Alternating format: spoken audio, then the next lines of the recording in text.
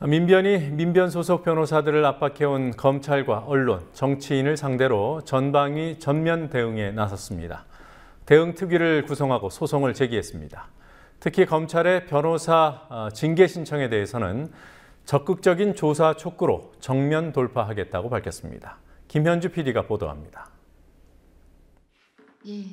민주사회를 위한 변호사 모임 민변이 검찰의 공격에 전면 대응을 선언했습니다.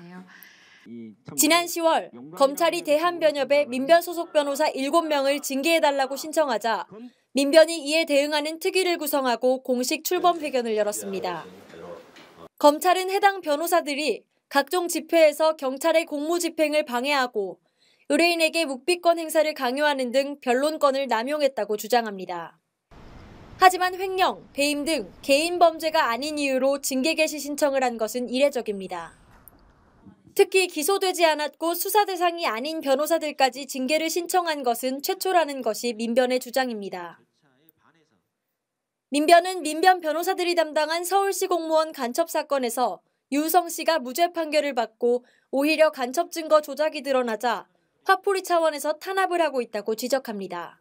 사법기관에서 무죄 선고를 받고 심지어는 그것이 증거에 대한 문제까지 가장 생명과 같은 증거에 대한 문제까지를 지적받은 무죄 판결 직후에 그 변호인들을 포함한 사람들에 대한 여러 건의 기소와 징계를 청구하는 것은 그 잘못을 전혀 인정하지 않는다는 것이고 오히려 형식적으로 부여된 국민에 의해서 부여된 권한을 그에 대한 화풀이로 사용하는 것이 아니냐라는 의문을 가지게 하기에 충분하다는 의미에서 이 부분은 민변은 검찰의 민변 탄압이 성공할 경우 변호사 사회 전반이 위축되고 결국 국민 기본권도 제약될 수밖에 없다며 관심을 촉구했습니다.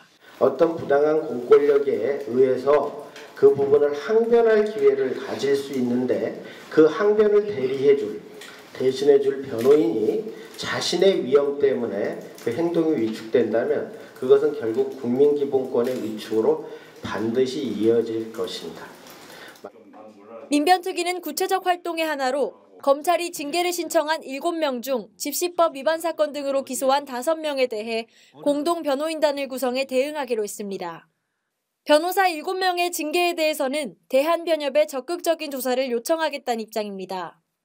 오히려 적극적으로 조사를 해서 검찰의 어떤 그러한 그 징계 시가 오히려 탄압에 의한 보복적이고 변호사의 변호권 무력화하게 한 것이라는 것을 밝히려고 좀 생각을 하고 있습니다. 특정 언론과 정치인이 악의적으로 허위 사실을 유포하고 있는 부분에 대한 대응 방침도 밝혔습니다.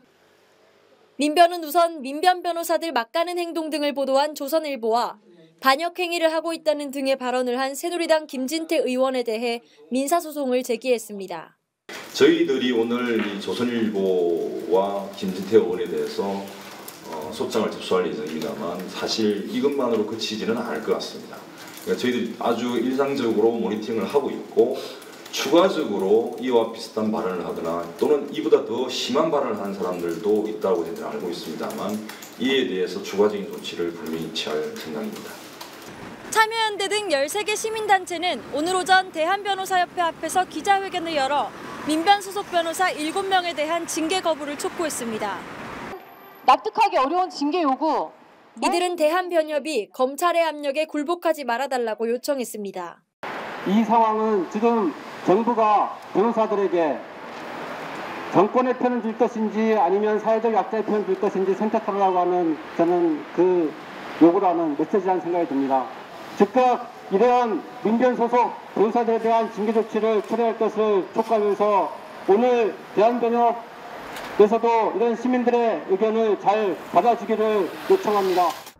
검찰이 징계 개시 신청을 한 지 한 달이 넘었지만 현재까지 대한변협은 민변 변호사들의 징계 여부를 결정할 조사위원회를 열지 않은 상태입니다. 국민TV 뉴스 김현주입니다.